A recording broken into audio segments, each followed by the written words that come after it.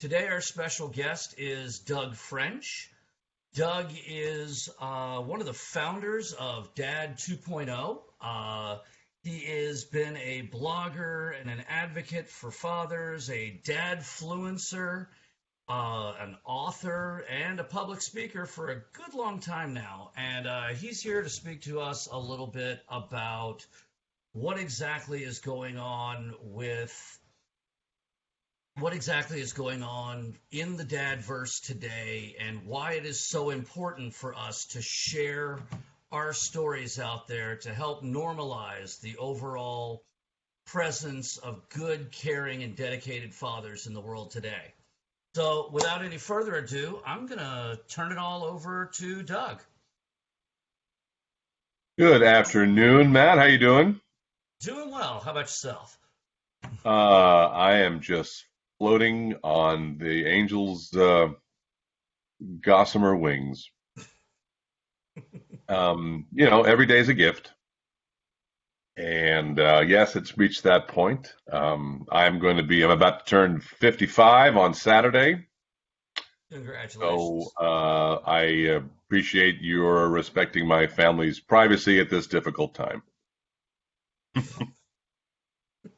And Hello out there, everybody watching this. If you don't know me, few bits about me. My name is Doug French, and I started a dad blog way back in 2003. It was called Laid Off Dad. I'd just been laid off from a job, and my son was 15 months old, and I spent a lot of time on the playground with him. In New York City, and basically I spent my days with moms and nannies, and then I'd see a few fellas. You didn't see a lot of fellas out during the week, mostly on the weekend, and that was a time when I could maybe have a bit more to talk about with people who had the same interests as I did. I remember that was a big time. I'm a University of Virginia graduate, and so I'm a big fan of the ACC. And right about that time was when Miami and Florida State joined, and that was a source of great controversy. And I would talk to anybody about it, and all week just nothing. So it was an interesting time to just kind of how to exist as the other, as I'm sure many of you stay-at-home dads have encountered. I think it's gotten better over the years, but there are communities where it's still kind of weird to see a dad out with his kids, unfortunately. And that's kind of where revisiting the whole idea of manhood and fatherhood and why it's so important that Home Dad Con exists comes in, just because all you guys who are, and I don't count myself a full-fledged stay-at-home dad. I mean, I'm a divorced father now, and luckily my ex and I get along really well. We're actually much more compatible and functional as just co-parents than we ever were as spouses. So that's worked out pretty well, actually. But at the same time, because I am a single dad, that meant whenever the kids were with me, I was taking care of the kids and also working inside the home or working outside the home. And it's really important to have a posse. It's important to have a group of people who relate to what that's like, to be a man in charge of people at a playground or kids are out anywhere. And there was a time, I mean, more than once, I'd be in the playground with my kids. I'd be sitting alone because my kids are off on the apparatuses somewhere, apparati, and I'd get approached and say, "Excuse me, why are you here?" Because they assumed I was a creep. And I'm just here with my children. They're right over there. Usually that was when we were playing hide and seek, and I would be hiding, and my kids would forget to seek me. So I would just be down behind a bench, and I might even just doze off, and then someone would think I was a vagrant, and I was at least dressed like I'd washed my clothes recently. But still, it's when you're in that position, you can be in a position of judgment and prejudgment. So that's why it's so great that Home Dad Con exists. I think that there's pressures, there are stigmas, there are there are pressures and stresses that I think are unique to a stay-at-home parent, and that's why I'm so happy to be able to speak at Dad 2.0. I do speak there too on occasion, but to speak at Home DadCon, just because we're talking a lot about the importance of what we call dadfluence. Now, as you may know, if there are bloggers out there who get into influencer marketing, just the whole idea of working with brands and creating a platform for what your presence is online, whatever you do, post to Instagram, tweet, blog, YouTube, create a YouTube channel, go on Twitch, go on TikTok, and of course that's we pursue all that because that's how we are sustained. I mean, Dad 2.0. Many people come to Dad 2.0 to build up these ambassador relationships. And that's why we're really psyched that Brock Lush is going to be there, because he is a stay-at-home dad who does that. And but my point is, even if you don't go the next step and decide to be an influencer and make a little side hustle, I mean, that may be the case down the road if you decide you like it. But even if you don't do that, what's really important is we're about defining what modern fatherhood is now and what modern masculinity is now. And I think you are going to get fewer side glances from people when you're out with your kids. It's going to be much more normalized to see a man taking care of kids responsibly and finding a changing table and going through all the things that stay-at-home fathers need to do. That becomes more normalized the more you share what your stories are. And that we call that dadfluence, the whole idea, not necessarily of selling products to your followers, but selling fatherhood to men, especially stay-at-home fatherhood, should it come to that. I think we're seeing it's a very progressive time. I mean, during the pandemic in particular, seeing a lot of pressures on families. And if you do work outside the home, anyone who works outside the home is seeing what it's like to work inside the home and take care of kids regularly, get them off to school. When you can go off to school, more often than not, you're also home supervising their schoolwork. I mean, I'm doing that now myself. I have a high school sophomore in the next room who's going to science class, and I got to stay on him too. It's you're a parent forever, but you're a hands-on parent until you hopefully nudge the kids out of the nest. And again, brief sidebar: that kid I started blogging about just went off to college. So 18 years ago is when I started this blog, and now he's off, a fully formed man, getting ready to vote in a couple of months, and my younger son is on his way. So what I talk a lot about at Dad 2.0 and what I'll be talking about at Home DadCon is saying so much of being a stay-at-home parent, so much of what takes the edge off of that is connection with other dads in your position. And that's the great thing about what Home DadCon provides. I mean, I know a lot of dads that I've met. I've attended a handful of them, and every time I go, the dads I meet are this is something they look forward to every year, because it's a really important thing to just kind of find your people and just release a little bit of the stress that you carry around with you the other 363 days of the year. In a way, you could love your spouse in immeasurably, but there's just something about understanding the shared experience that makes that connection special among the dads who come to Home DadCon and who come to Dad 2.0 and who go to any other fatherhood-centric conference where we're just trying to build a better image of what dads are so that we can advance more important goals like getting paid leave and making it easier for families to coexist, making it easier for families to bring kids into this world and nourish them and educate them and insure them and turn them into fully formed human beings. That's a side beef with me, just because if you haven't seen, the American birth rate now is as low as it's been in 60 years, and because every policy that comes down the pike seems to legislate to actively discourage having kids because of the headache headaches, multiple headaches, and multiple expenses you're going to have trying to raise them with such a headwind. And so we like to fight for that too. We fight for gender equality. We fight for recognizing that work at home is unpaid, is just as valuable as paid work outside the home, and we want men in particular to be seen as valuable because um, we work with obviously our sister conference, which is a weird thing to say because it's mom and dad and the Mom 2.0 Summit. We grew out of the Mom 2.0 Summit.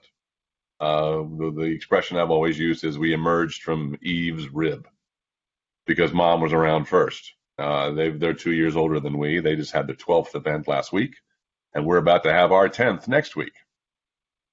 Dad 2.0 Digital, October 1st, 2nd, and 3rd. And so when we grew out of mom, the whole idea was to be symbiotic with them because Mom 2.0 is all about encouraging women to find their place in business, to be entrepreneurs, start their influencer businesses, learn about SEO, learn about how to work with brands, and learn how to negotiate, learn how to build viable businesses however they choose, and how to use social media and other marketing formats to make these things work.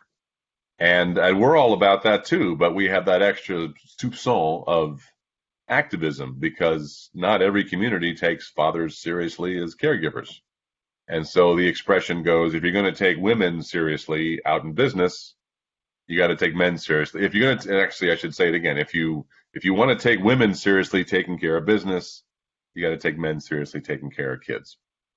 And that strikes home particularly in homes when you're the stay-at-home father and your spouse, your partner is out as a work outside the home spouse.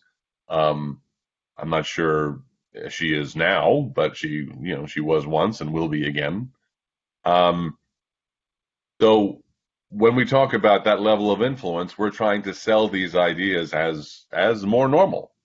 The whole idea of men should have more time off when their kids arrive, and not just to help the woman who just bore their child, but to bond with the child on our own terms and recognize that the data is all in, that the more time a newborn gets with its father will have a very telling effect on the bond that father has with the kid for years to come. And so we agitate for that. And that's why our programming at Dad 2.0 will be as much about the business side of being an influencer, which Brock will talk about in terms of how he also juggles his influencer life with his two darling children that I just met. And then there are those who just work at it, that do have a full-time job and look at the influencing as a side hustle. And we with all that influencer work, we also talk a lot about how to be better men, how to raise better kids, how to raise better people. And if you're a stay-at-home father, that falls very likely, largely onto your shoulders. Which is why, for example, the Dad 2.0 Digital this year, we're going to have a panel discussion with our friends at Promundo Global. They're a think tank in DC, and they have been working on compiling data about fathers throughout the world for years. They have these reports that are called The State of the World's Fathers. And it's amazing when you think about the data that comes from countries all over the world. Kind of puts American fathers in perspective. It makes you feel not alone. It makes you feel happy for the progress we have made, because there are countries which have a far less high opinion of what it means to be a stay-at-home father. You may have seen one of the big stories recently was that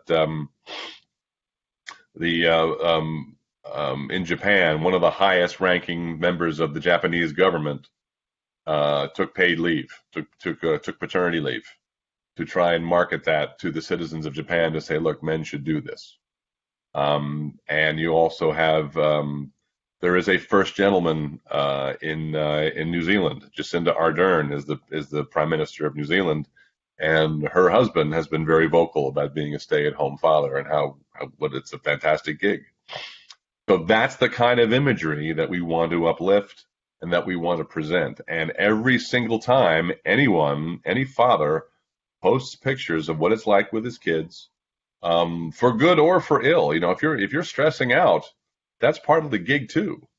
That's one of the allures of being out there as an influencer or as a dadfluencer, apart from standard marketing, which is all kind of rose-colored glasses. Isn't everything fantastic?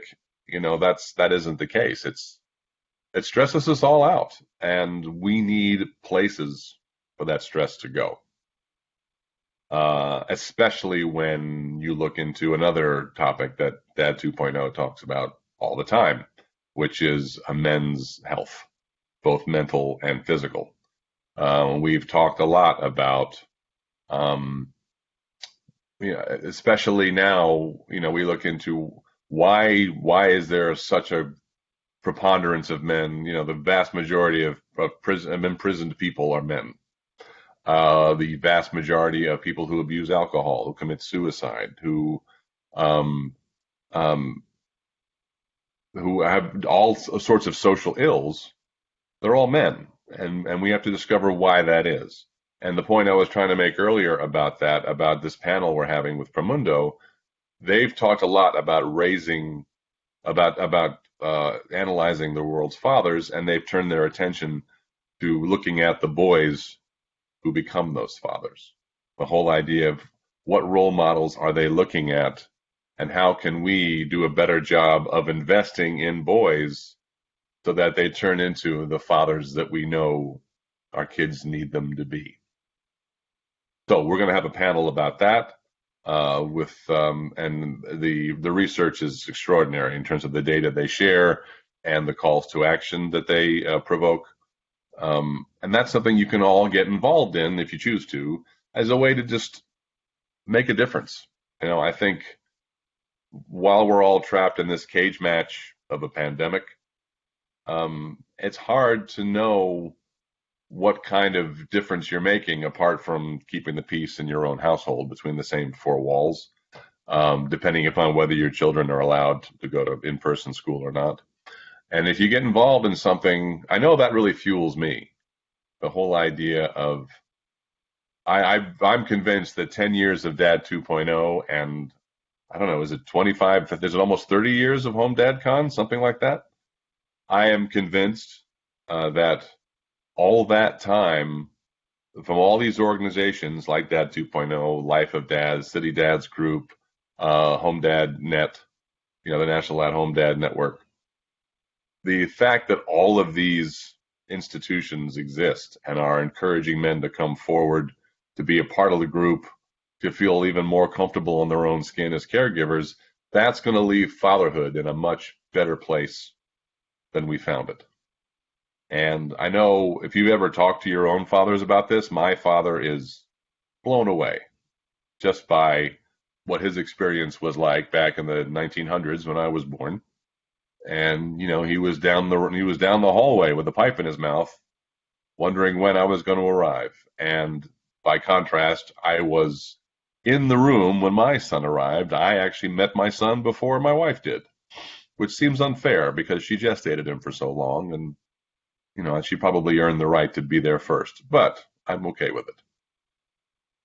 And so what I'll be speaking about at Home Dad Con is, again, the idea of, if you have something to say about your experience as a father, start an Instagram account. And you can keep it private if you want. I mean, obviously, social media, being what it is now, it's evolved a lot over the years. And one of the things we wrestle with all the time is shows like The Social Dilemma. If you've seen that on Netflix, which talks about how social media now has evolved to commoditize us and our behaviors, our desires, to commoditize us into products, so we can extrapolate what our behavioral patterns are and give us more targeted advertising. And that can be a challenge to process. But there are ways to use social media as a tool. The fact is, even though the blossom of possibility has kind of fallen off the rose as it comes to what social media is like, and we've seen the pernicious way that it can be used as often for disinformation as it can for information. It requires a greater sense of literacy to just recognize what dangers you're in and how to avoid them. I mean, there are plenty of people who obviously who don't put their kids online. I never did. Took me a long time to expose to show who my kids actually were. And of course, now that they're teenagers, their stories are their own, and I would never write anything about them without their permission first. But as I say, social media is a tool. It's like a hammer. You can use a hammer to build a house, or you can use a hammer to destroy a house. That doesn't mean we shouldn't have hammers anymore. That just means we should learn how to use hammers correctly, and to build as many houses as we can. So we talk a lot about that at Dad 2.0 as well. Best practices, things to avoid, things to head toward, so you can feel savvy. You can feel more at home in the environment and figure out when to engage with people on Twitter, when not to, when to close comments, when Facebook can get problematic. I mean, for the most part, I think there's a level of respect on Facebook now. If you can go forward and say, this is my page and I run things the way I want. And if you're looking for a political fight, if you're looking for a fight over disposable versus cloth diapers, you can engender that if you want, but you can also prohibit that if you want as well. And you can make this the space that you share based upon what you want it to be. And it's an empowering thing. So we talk about that a lot. And then we talk about what it's like to get your first audience. And when I talk about it, I remember, again, my blog started in 2003, and it was basically, I'd met a bunch of moms, read a bunch of moms, and there's like, maybe 1,000 moms and 3 dudes who were writing. And then this conference called BlogHer came along. They started in 2005, and it was a couple hundred women hanging around a pool in San Jose. And I saw that, and I said, wow, I like now all these women whose work I admire, and I've been reading for a long time. They're all meeting each other, and it's a women's conference about women and media, and how great is that? So in 2006, I said, I got to go. I got to meet these people. And so I showed up, and there were a couple other men there, old school dad bloggers, and I met. And I met them, and even then, that feeling of knowing there were other men at that conference, that was an important realization, because whenever you endeavor to start something, it's really crucial and helpful for someone to acknowledge that you're trying, and to also be familiar with the process, be familiar with the experience, and give you support if you need it. And it's very supporting knowing that there's a bunch of other guys out there with the same frustrations you have, the same joys you have. I imagine anybody who, I know every time I leave Home Dad Con, my batteries are recharged, just like Dad 2.0. I mean, the whole point of Dad 2.0 is to leave the conference like you're shut out of a cannon, like you want to try something, start a podcast together, do a Facebook Live about beer tasting, anything, just to kind of interact with people, show off your interest, show off your expertise, and you can just be you can talk about your fatherhood, or you could use it to talk about something antithetical to your fatherhood. If you have an interest that makes you kind of want to forget you're a stay-at-home dad for a little while and kind of remember what it was like when you were just a young buck, that's a cool thing too. You can talk about your interests. Maybe you were really into travel and wanted to be a travel blogger. Maybe you were, whatever job you had before you got married, before the family came, and before you decided to stay home. That's a great thing to kind of remember that. And it also maintains your expertise. If you have a topic, if you're a DIY guy, if you're really good at construction, it keeps your skill set up, because you can build stuff and show people how to do it. In fact, there was a great story over Father's Day about an Oregon dad who started making very simple videos about using tools. because he never learned. His dad wasn't around much, and he never learned how to use tools. Um, so he actually went into saying, okay, here's how you unclog a sink. Some things that some of us may assume everybody knows, but of course we all don't. And no job was too small, no job was too simple, and he had a level of charisma to him, but it was also very unassuming. It was a really wonderful formula. And he just created these YouTube videos, and they caught on and went viral. And because of that, he got a really sizable deal doing that for Home Depot and signed. I can't confirm if it was six figures or not, but it was a good chunk of change working with a big brand like that to talk about things like even how to change a light bulb, um, how to plaster over wallboard, you know. Um, and it assumed nothing, and so many people use that as a source for good. So you never know what kind of expertise you have that you can share with the world that will get picked up on, and someone will actually develop a real affinity for because you're doing a great service. One other quick story about me is when I got divorced. I got divorced in 2008, but I'd been blogging for 5 years at that point, and I'd also gotten a couple of readership spikes because very popular mom blogs would link to me. And I would look through and I'd look at my numbers and say, okay. And then, oh my goodness. All right. Well, now I know Heather Armstrong linked to me that day. And that was a great feeling. And I've been doing that for a while. So I had some level of people were aware of me, and they were aware of my wife at the time. And she was a blogger too. So when we announced our divorce, and this is back when blogs, had comments and people routinely left comments on blog posts before Facebook ate all that.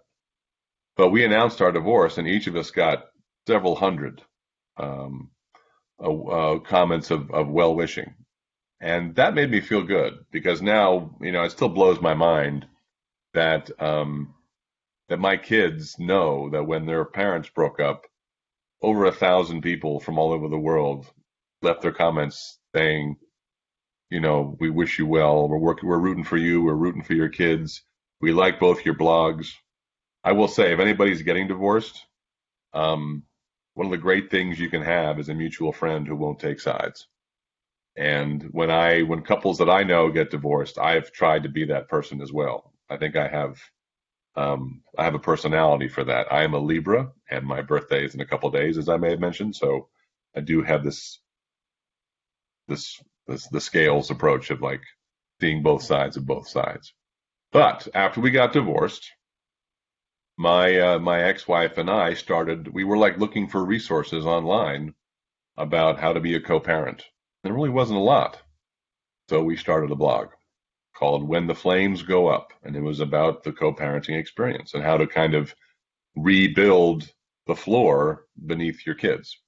And I've spoken a lot about that in terms of what we tried to do, but the starting point was that blog, and we wrote that for ourselves. My ex and I were like, listen, I think this is going to be helpful. And it really was, because the policy was neither one of us could post anything without the other person reading it first. So nobody felt sandbagged.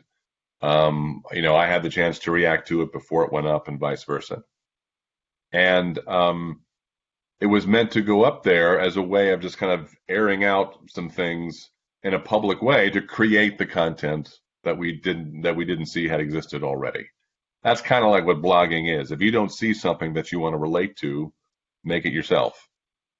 So we did that, and we wrote about a lot. I learned more about my wife in the year and a half we did that blog than in the previous 9 years I was married to her, which tells you how fantastic our marriage was, but also tells you that airing that stuff out, I think that's one of the big reasons 12 years later, my ex and I get along as well as we do. And the kids turned out, the jury's still out on them, but so far they're just lovely people, and I'm really grateful to them and proud of them. So we created this blog, and within a day, the editor of the Motherlode column at the New York Times It was called Motherload at the time because parenting is mothering, right? And and it's since gone away. Now it's Well Family, which is nice. It's evolved beyond the whole idea of mothers first. But at the time, it was called Motherload, and the editor was a woman named Lisa Belkin, who has been to Dad 2.0 many times to talk about her coverage of parenting issues. First day it came out, she called us and said, "Can I interview you for for the Motherload blog to talk about what you're doing and what you hope to achieve with it?" So that was something, and we had an instant audience, and had no idea it was going to come from that. Um, but when we did, again, we had no desires for fame. We had no desires. I mean, all we wanted to was we wanted an audience just because we thought what we were saying would be helpful to people, and it turned out it kind of was. And it was even more helpful to us because one of the questions she asked was, where do you see this blog going? What's its future, and like how will it end? Because obviously, I think if I were still blogging about this 12 years in, who knows where my body parts would be right now. But at the time, we said, well, frankly, we want to write it until it becomes so boring that we don't need it anymore. And that's essentially what happened. I think that really smoothed out that first year and a half. Just the idea of writing something and having each of us recognize things that we wrote from the heart that we didn't realize about each other before. It just really helped a level of mutual understanding. So if you do have aspirations to maybe have a sphere of influence and maybe monetize it somehow, that opportunity still exists. And I think one of the other big misconceptions that we've seen a lot is you think it's too late. It's been so mature. Like I say, I started blogging, um, you know, uh, 17 years ago. And but it's not too mature. There's always room for one more voice, always room for one more podcast, always room for one more YouTube channel, always room for one more person who has a truth to say and wants to help spread that truth to people who appreciate it. And it's just never too late to join. I remember we had there was a keynote address from a friend of mine. His name is Anil Dash. He lives in New York, and he was an evangelist for a blogging platform called Typepad, which was revolutionary at the time. Typepad and Blogger were these two blogger platforms where it was the first time you had like the WYSIWYG approach where you could just tap underline and not have to code it. Because when I started blogging, I used to hand code the HTML, but after I churned my own butter. And and he was like, this was 2000, it was like 2000, and he said, he went to South by Southwest and saw a bunch of people from 1997 talking about all the cool things they had created, like Metacritic and Blogger, the software. And he's like, wow, I missed the boat. And this was 20 years ago. There's always room for something new. So no matter what your aspirations are, I would say just get started. And we'll be talking about how to do that, how to start Twitter, how to get involved in whatever you want to get involved in. And I will say, and if we're wrapping up here for a second, one of my favorite things about having blogged all this time, one of the things one of the main goals I had when I started, I love blogging and I love my children. So, I love writing and I love my children. So blogging about my children seemed like a perfect mix for that. But the other thing is there's a record now of what I was thinking when my kids were born that my kids can read now, and they have read them. I know I'm kind of obsessed with the story of Back to the Future. I would love the idea of going back in time and meeting my parents as young marrieds in the 60s, or even before that. I would love to know what was going through my parents' mind when I was on the way, if that existed. Luckily, I've had the chance to chat with my father about it, but when he's in his 80s, obviously, 50 years of memories, as you know. What do you remember that happened 50 years ago? Nothing. I remember the Mets winning the World Series, and that's it. That's 1969 in a nutshell for me. But, you have real time discussions of like what it was like when I first took you to the playground, what it was like when I came, what it was like to leave you in the morning, because when I was still working, my son would cry when I left, and that was terrible. I used to think about him all the time at the office, because here it was, this was my wife told me when she met me, she said, when she first saw me, she said, this guy is a family man without the family. And so when the family came, I wanted to be with the family all the time. And then when I was laid off, I kind of was with the family all the time. And it was different, but it was still the best thing ever, as any stay-at-home father knows. No matter how much crap you go through, you wouldn't trade a second of it. It's the experience that will enrich you for a lifetime and enrich them. So now the blog exists for my kids to read, and it's a great legacy to leave, And if you're on Instagram, you can put pictures up, and you know, years down the road, the kids can look at them and say, "This is what I look like." It's like a little slideshow. Well, going back a little bit, when you were talking about how, a lot of people have that feeling of it's too late. They've already got all these dads out there that are already blogging. One of the people that's listening with us right now, um, Corey, now I'm not finding the message.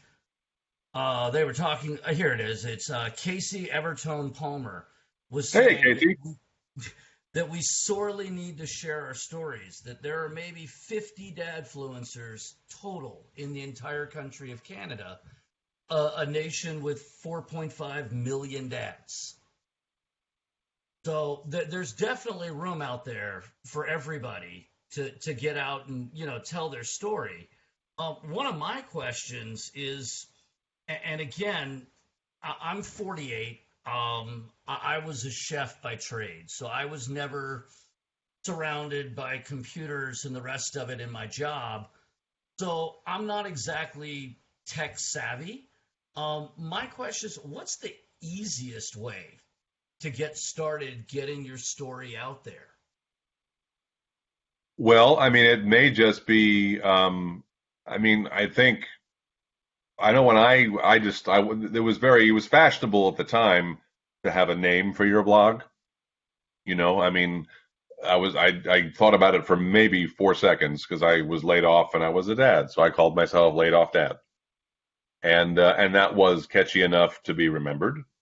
And I felt it was important to have the word dad in the title, much in the same way Dad 2.0 came about because a Mom 2.0 had the option to turn itself into Parent 2.0. There were a lot of at the time that Dad 2.0 came about, there was a lot of conferences where rather than they were changing, like Type A Mom became Type A Parent, and it was still a great conference, but it still skewed very mom centric.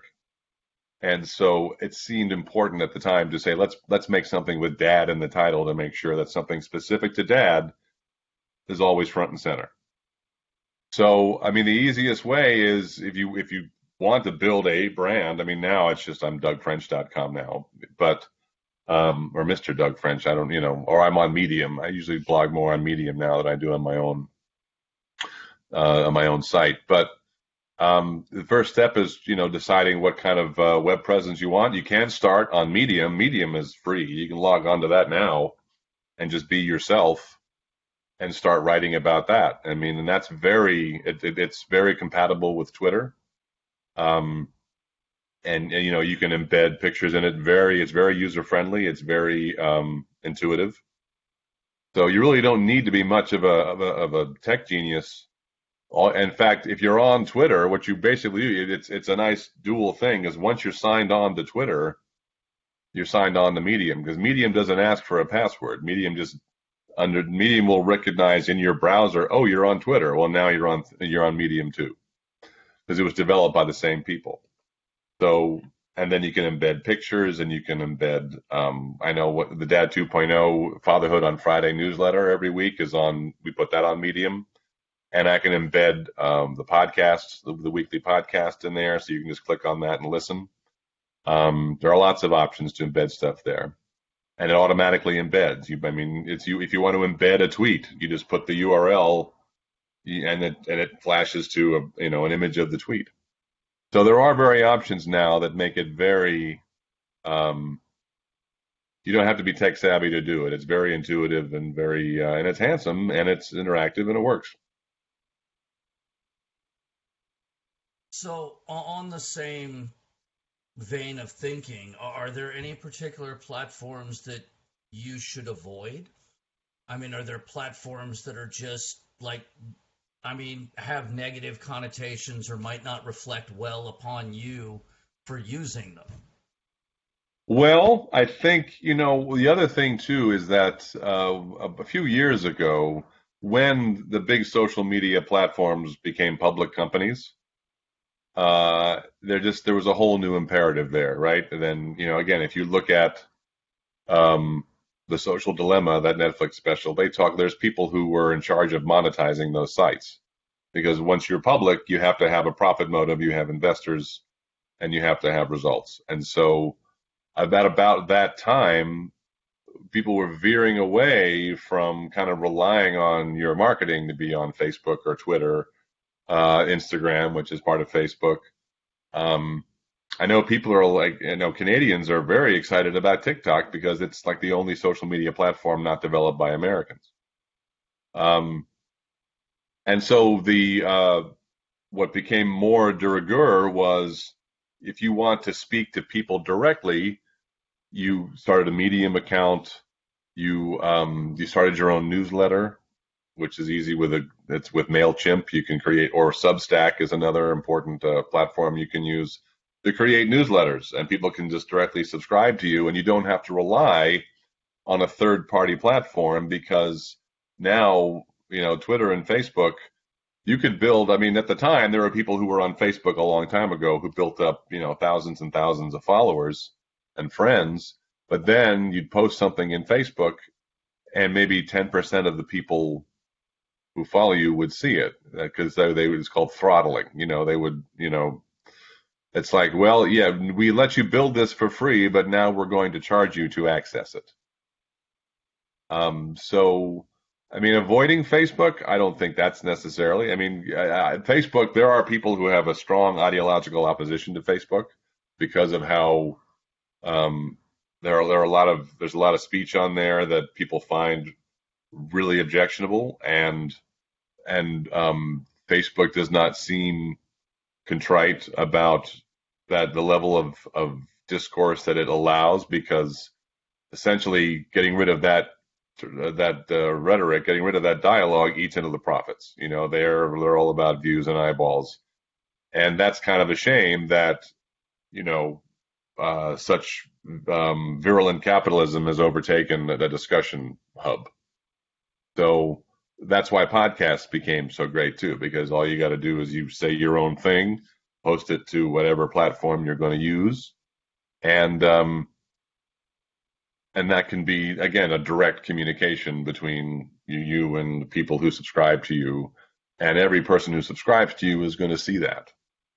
And you don't have to look at Facebook and say, "Wow, I have 1,000 friends or 1,000 followers," or on my professional Facebook page, and 12 people saw this thing that I posted there. Unless you pay for play, if you pay $25 and even then the results are very opaque. They're not. They're not all that reliable, and they don't really. They're not transparent. It's all about you will reach between 150 and 8,000 people, and why am I? And then they come back and they say, well, and you reach 600 people. Swear to God, like, okay, am I taking your word for that? What's my conversion rate on that? What's the return on my little investment? So I think, obviously it all depends on what your aspirations are. It's kind of like, remember back in the day when people said, gee, what computer should I get? And the answer was, that depends. What do you want to use it for? If you're just using word processing, something, if you're not going to use it for a whole lot, you can get something very basic. But if you're looking, to edit video, if you want, sexier hardware, sexier software, and so forth, and you need, much more reactive, a much more, and again, I'm exposing my own dadhood, my own self. But if you needed a good graphics card, if you needed a sound card, if you had, if you worked in iMovie for a living, you needed something much more powerful. So the same thing goes here. I think if you have a sense of, if you just want to, write something for the sake of your extended family, and that's also, you look at, there are a lot of things that grew out of, I mean, Life of Dad. We just had Tommy Riles, who's the co-founder of Life of Dad, on the podcast that came out Monday. And Life of Dad now has millions of followers on Facebook. And it started because he wanted to tell people about his daughter was born with a heart defect and she needed heart surgery. And so that was his way of telling people how she was doing. So you can have the most modest beginnings and even the most modest aspirations. But if you get started, you never know. If you put your boat in the water could take you anywhere you want. Um, the other questions the ones that really always struck me are a lot of people have really strong concerns about sharing information about their kids online, whether it's pictures of their kids or stories about their kids. I mean, I'm not saying that the fears are unfounded, but there seems to be almost a sense of paranoia about the idea that, if I put the information out there, something bad might happen to my family or my kids. People will find us by like looking at the things in the background of the pictures and that type of thing. Right. Is that a legitimate concern? I mean, Oh, I think, well, if you're talking about sharing the identities of your kids, I mean, that's very easily avoidable. In fact, I started when the first job I got after I got laid off from the job that named me laid off dad was I got a job as a teacher at a prep school in New York City. And teachers in prep schools in New York City aren't supposed to have lives. And I did not want my students finding it. I did not want, I didn't want to run into people, and that life, talking about my life as a father was private from my job, and so I was anonymous. And then the opportunity came to write an essay for a book called "Things I Learned About My Dad," that Heather Armstrong was the editor of, and it was a 3,000-word essay, letter to my kids about the divorce that was coming. And I was so proud of it, I said, screw it. I'm putting my name on this and let the chips fall where they may. And chips fell. I mean, my teaching contract was not renewed after that book came out. But I got a lot of great feedback about the essay.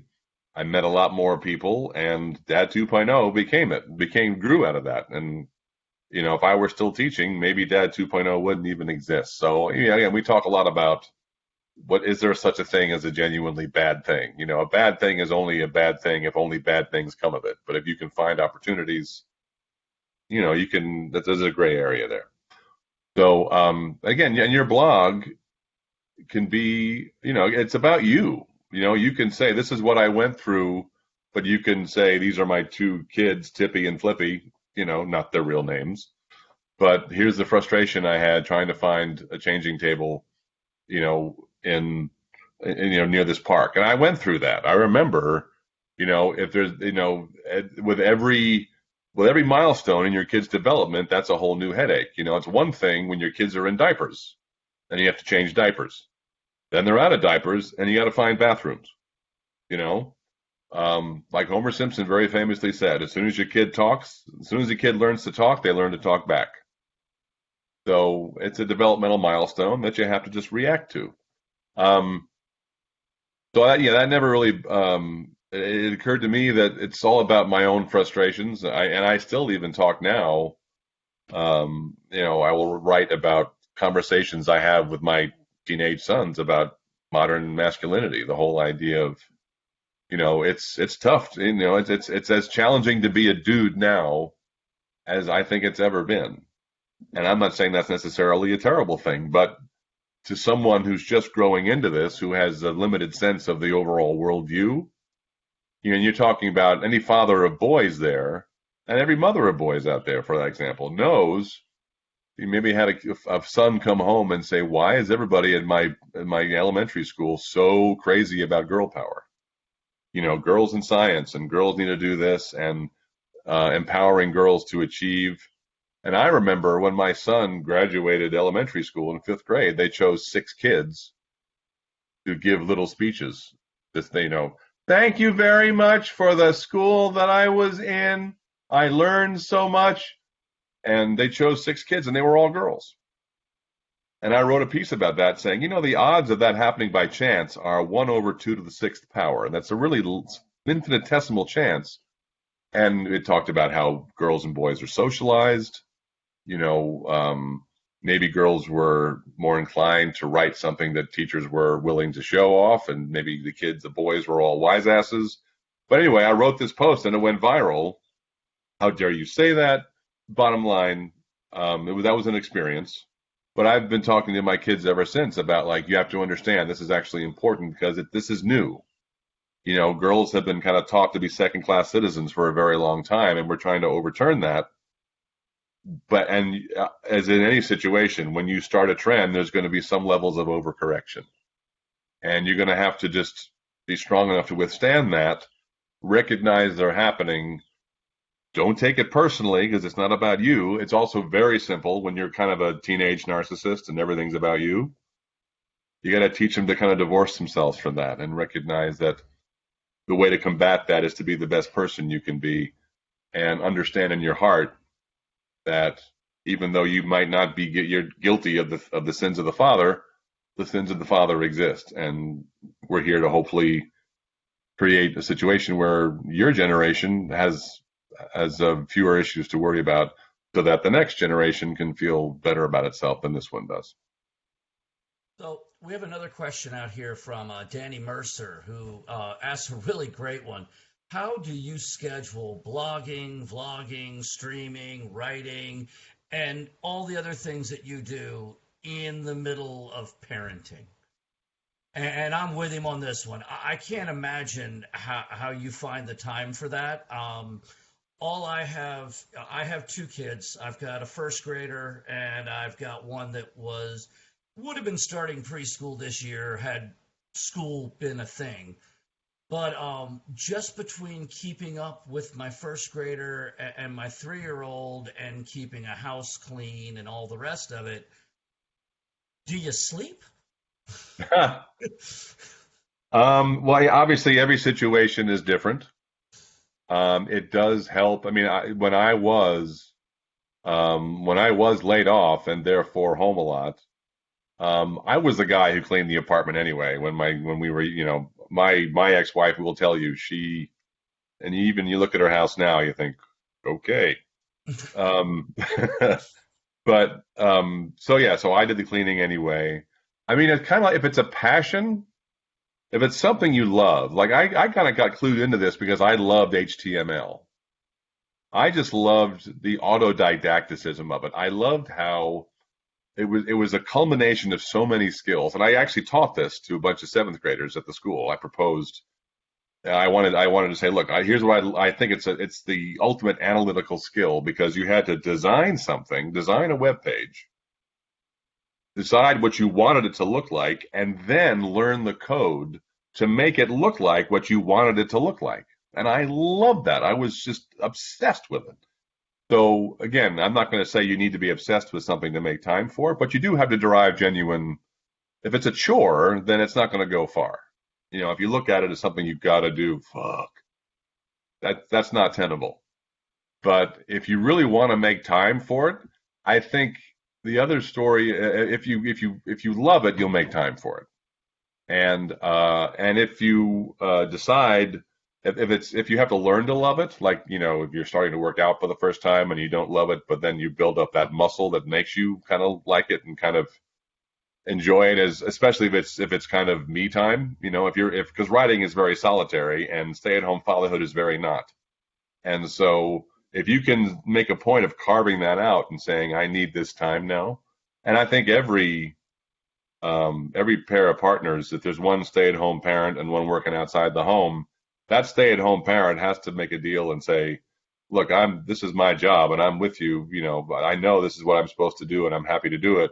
But I would love to carve out some time for me later in the night. Again, not at the expense of your marriage, not at the expense of your interaction, but find that time. And I keep thinking of Anthony Bourdain, um, because you talk about someone with no time to write, because he was working as a line cook, and he knew he had a lot to say about the industry, and he wanted to write. The story is he wrote this essay for the New Yorker, which was picked up, and then based on that, he got a book deal and wrote Kitchen Confidential, and then he became a globe-trotting everyman. Seemingly the envy of every person who had the best job in the world. And that came about because he said, I just made a point of when I had to write this book, I would get up, I would shave. I mean, I had to be at the kitchen every day at 10, and I didn't get out until 3 or 4 in the morning. But I knew I wanted to write this book, and so I would just write for 20 minutes. And it didn't even necessarily have to be something he kept. It's just if you develop the muscle memory of finding a time to commit to just writing something, or shooting some video, or going out and taking some pictures. And it doesn't have to be a huge chunk of time, because, and you'll find too, there can be that pressure. It's like being in a long distance relationship and you finally go to visit and it's like, we have to be pals the entire time, or if you have like an hour to carve something, it's like, whatever I write has to be gold, and it won't be. But, recognize that every time you fail, you're learning a different way not to do something, right? The whole, I just figured out 200 ways not to make a light bulb, that Thomas Edison quote. So take it as it comes, but I think if you can carve out some time, doesn't matter how long it is, and see if you get the bug. If it doesn't take on right away, I think building the muscle, building the pattern recognition, and then seeing what can come out of you, you might decide you really like it, and then who knows? Awesome. Well, we're at about an hour now, Doug. I'm a little shocked. It seemed to have flown by. Um, Never underestimate the value, the power I have to run my damn mouth. I've heard much the same about myself, trust me. Um, Look, it was great having you. I'm looking forward. I know that you're going to be one of our speakers at DadCon at Home, being as how we weren't able to throw our convention in person this year like we usually do. We're doing our 1 day digital event. If you are interested in attending or finding out more information, it is dadconathome.com. That'll get you all the information you need to find out about it. It's Doug will be interesting. It's one of like our back and speakers forth. there. It's Huh? like Tokyo and Kyoto. It's like instead of home dad, it's like instead of at home dadcon, it's dadcon at home. Exactly. Easy to Y- remember. Yeah. And I know, Doug, you're going to be one of the speakers there. We're looking forward to having you. I thank everybody who came to watch, and those of you that are watching this recorded. I do want to let people know that we have things set up for our next webinar. It will be after DadCon at Home. We're going to be doing it on October the 28th at 3:30 p.m. Eastern Time. And believe it or not, we're going to have a gentleman named Brian Moss, who is a professional trainer, who was a amateur boxer and the rest of it, who is going to focus on ways that some of us can combat this dad bod that we're working on without needing a whole bunch of specialized equipment or space at your house. So if you can join us for that, please do. We'll put information out there. In the meantime, Doug, I just wanted to thank you for coming, and anything else that you have to add? Just wanted to add, thank you for that. Thanks for having me on. If you'd like to attend Dad 2 Digital next week, the details are again, our overall platform is dad2.com, dad and the number 2.com. On social, it's all Dad2 Summit on Twitter and Instagram and on Facebook. And so the two sites to look at is dad2.com/digital for the kind of the landing page, questions and answers. And to get tickets, it's dad2.com/register. Okay, and I think you were saying that you guys were running a special deal with this being your first digital one?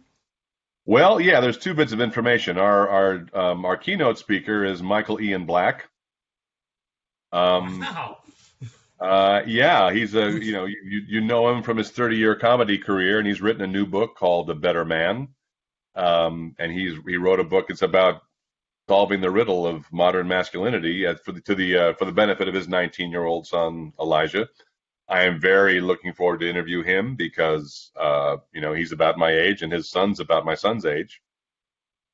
And what was the other thing? Yeah, Michael Ian Black is our keynoter. And what was the question you asked again?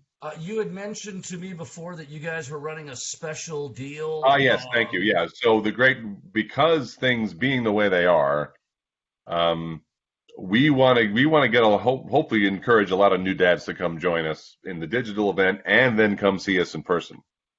So the ticket to Dad 2.0 is $99 by itself, but if you want to, normally coming to Dad 2.0 to an in-person event is like $300.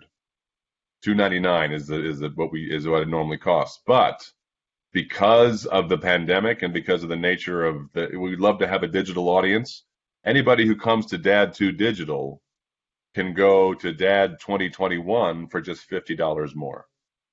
So basically, there's a package ticket of $149 for both Dad 2 Digital and Dad 2.0 2021, which is again, it's a deal.